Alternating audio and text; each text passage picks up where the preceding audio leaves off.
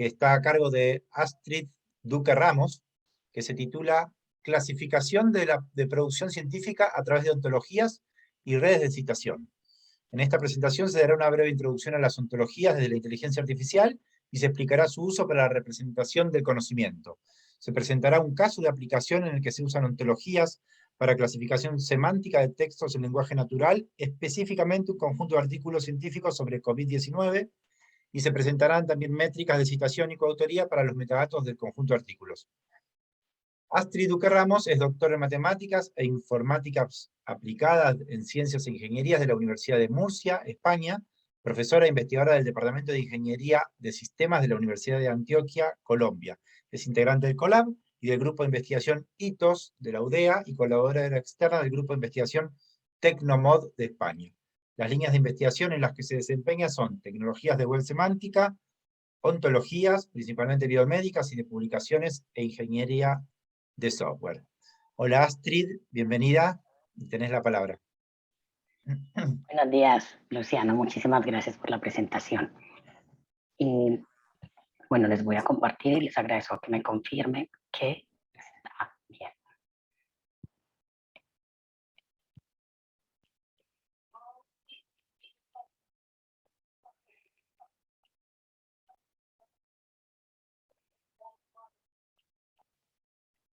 Ahí se está viendo pequeño. Se ve la principal. Sí, se ve la principal y la siguiente. Por ahí hay un modo que tenés que corregir. Antes es la otra. Esta. Ahora sí, ¿no? Ahí está, perfecto. Listo. Bueno.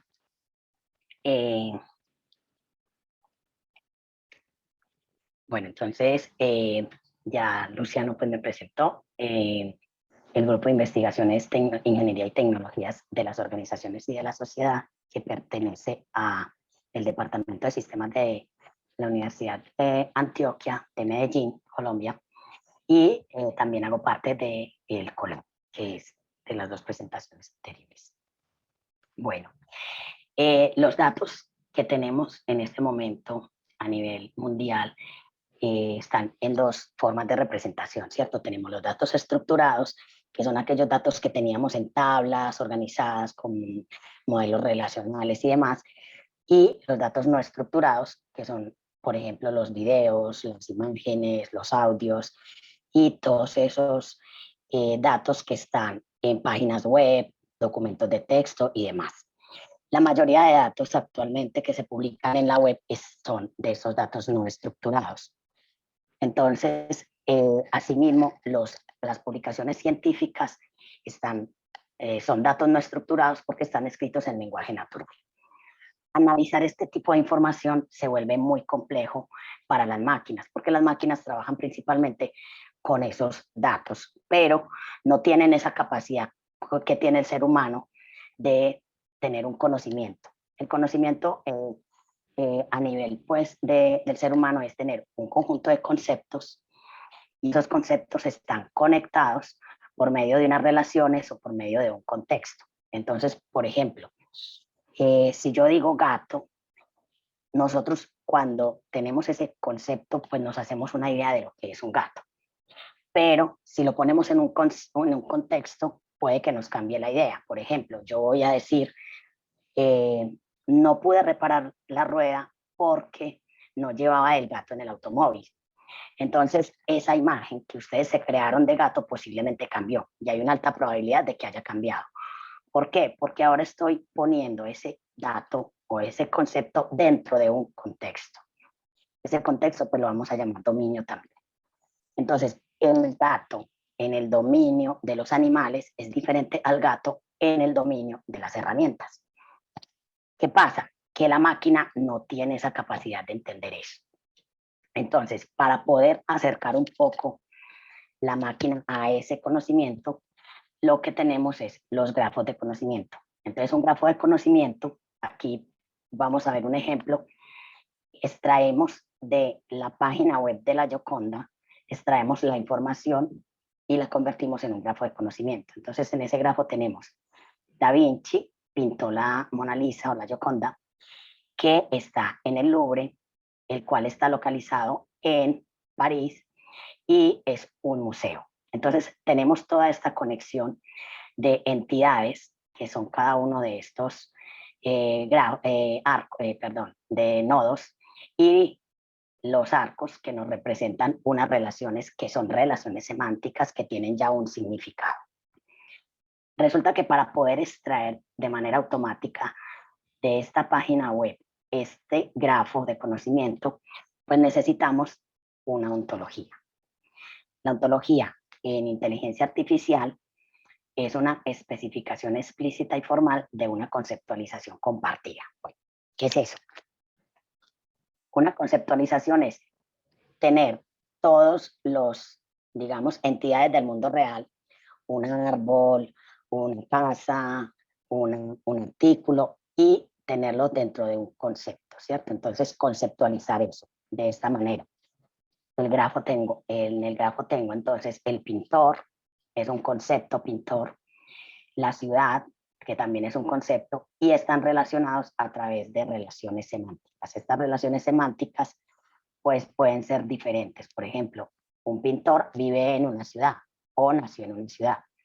Pintó una obra de arte que está en un museo. Entonces, esta conceptualización debe ser explícita, es decir, que es exacta y es clara, es formal, para que pueda entenderla una máquina, un computador pueda entenderla y pueda hacer un procesamiento sobre ella, y es compartida porque las ontologías son creadas por expertos en el dominio y son consensuadas.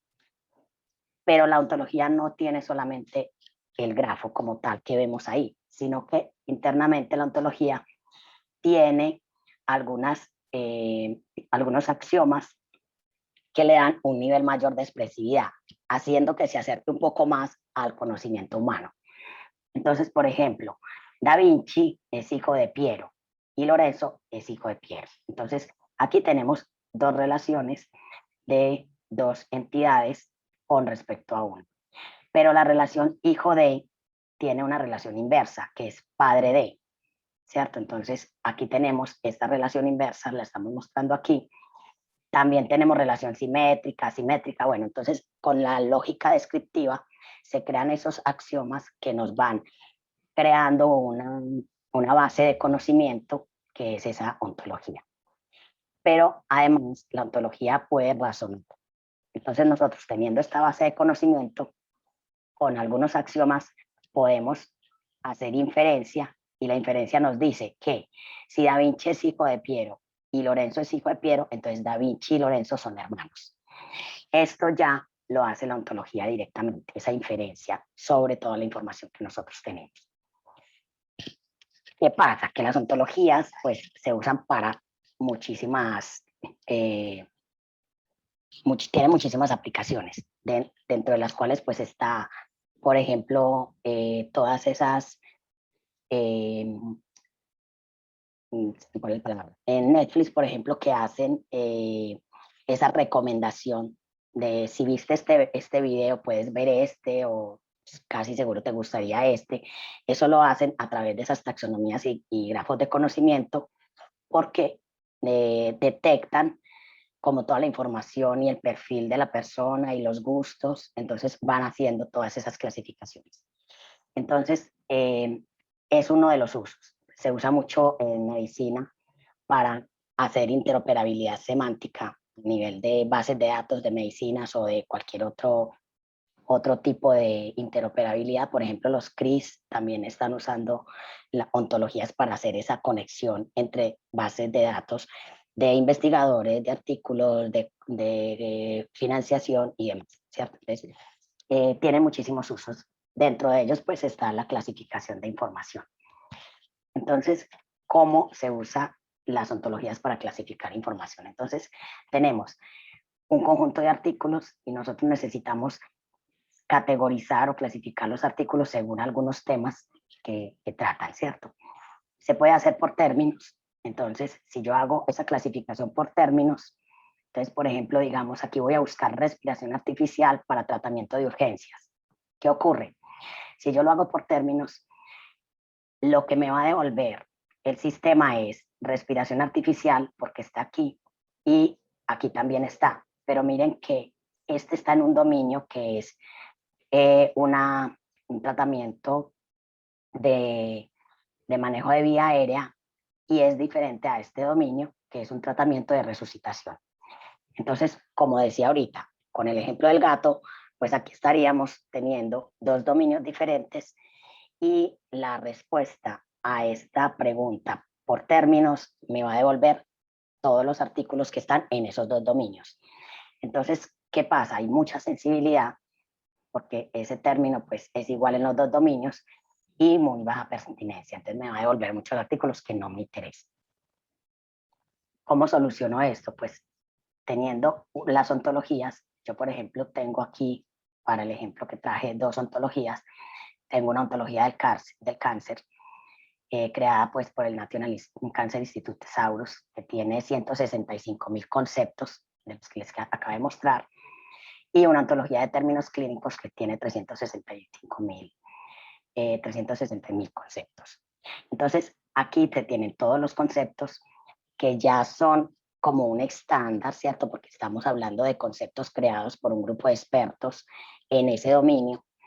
Entonces, ya son estándares. Con esas ontologías hago digamos, el etiquetado. Entonces, cogemos el artículo y seleccionamos de ese artículo cuáles son esos conceptos que están en cada una de las ontologías. Entonces aquí podemos ver que se anotaron o se clasificaron 129 conceptos de la National Cancer Institute, y de SNOMED se clasificaron 56. Sin embargo, de esos 56, solamente 4, que son estos en azul clarito, pertenecen solo a SNOMED. Los otros 52 pertenecen también al National Cancer Institute. Entonces podemos ver que este artículo específicamente está muy relacionado con el dominio del cáncer y menos con el dominio de los conceptos y procedimientos clínicos. ¿Qué tenemos acá? Aquí tenemos entonces un término, el término gastric fue clasificado con stomach y gastric, ¿cierto? Entonces, dentro de la ontología están estos conceptos que, como pueden ver, son diferentes al término de acá. ¿Sí? El término del artículo es este y los conceptos de la ontología son estos. Entonces son diferentes, pero están relacionados. ¿Por qué? Porque este concepto abarca el término que aparece acá.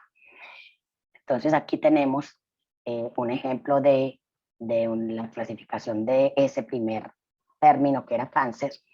Se clasificó con este concepto que lo vemos aquí, pero ¿por qué hizo esa relación entre este concepto y la ontología y el término? Porque dentro de los sinónimos que tiene la ontología, pues tiene sus sinónimos, está ese término que aparece allí en el artículo. Entonces podemos ver que este concepto tiene un sinónimo que es cáncer, y es por ello que en la clasificación que se hizo detectó este concepto en el artículo. Entonces, ¿qué ganamos con esto? Pues disminuye la redundancia, la ambigüedad y el ruido documental, ¿cierto? Entonces, baja la sensibilidad y aumenta la especificidad de la búsqueda y de los resultados. Ya para el caso específico tenemos 170.000 artículos relacionados con el COVID. Obviamente, pues estos artículos están escritos en lenguaje natural, son artículos científicos. Seleccionamos de PubMed estos artículos y cogemos un conjunto de ontologías, cada una pues en un dominio relacionado con el tema, con el COVID, y estas ontologías, a través de esa clasificación, detectamos los términos que tienen conceptos relacionados en las ontologías. Entonces aquí, por ejemplo, podemos ver que race es un término que está en 3 ontologías diferentes. Aquí los colores indican la ontología en la que está el término. Entonces tenemos aquí estos 3, safe está en una sola, effective está en otros 3 diferentes, y así sucesivamente. ¿qué vemos aquí? Si nosotros tuviéramos, por ejemplo, COVID-19, y aquí también, por ejemplo, COVID-19, en todos COVID-19, este artículo no podría ser detectado si se busca por coronavirus, ¿cierto? Porque coronavirus no es el término exacto.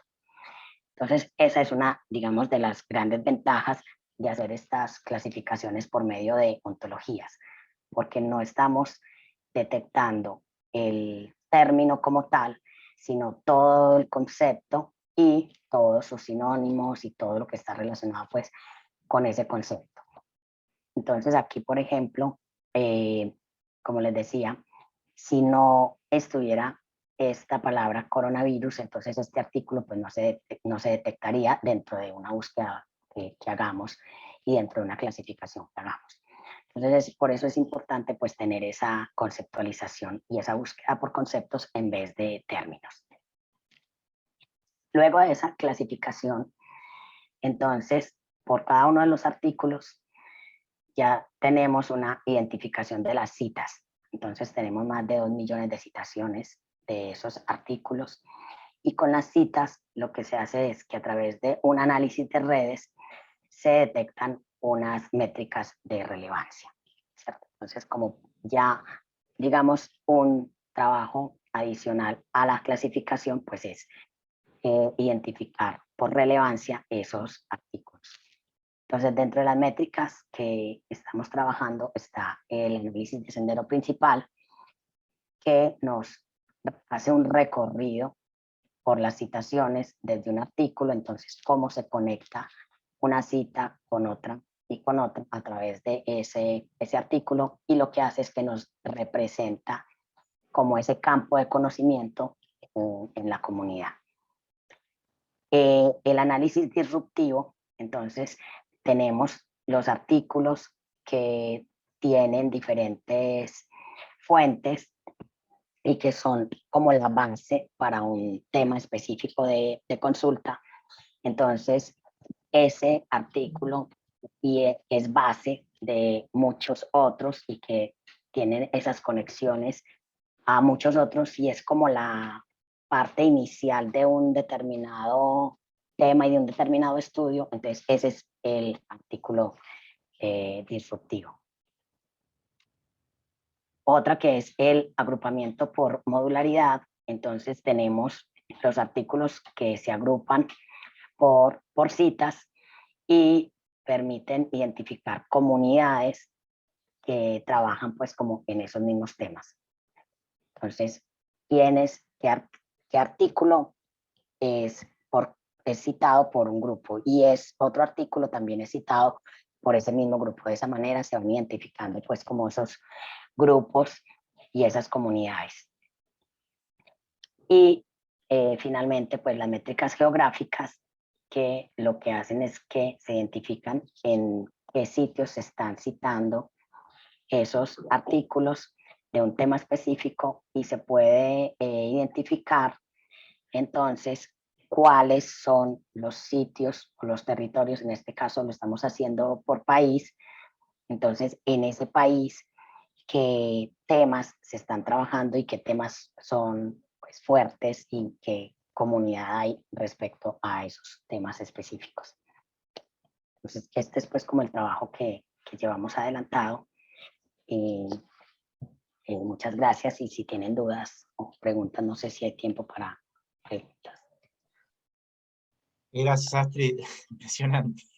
Porque detrás, en cada salto que vos haces de una métrica a la otra, hay una cantidad de preguntas y incógnitas de interacción. Digo, ¿cómo hacen la homologación de referencias entre revistas de distintos formatos de citación? Todas esas preguntas que nos llevarían un montón de tiempo, pero lo dejamos para el espacio de consultas, ¿sí?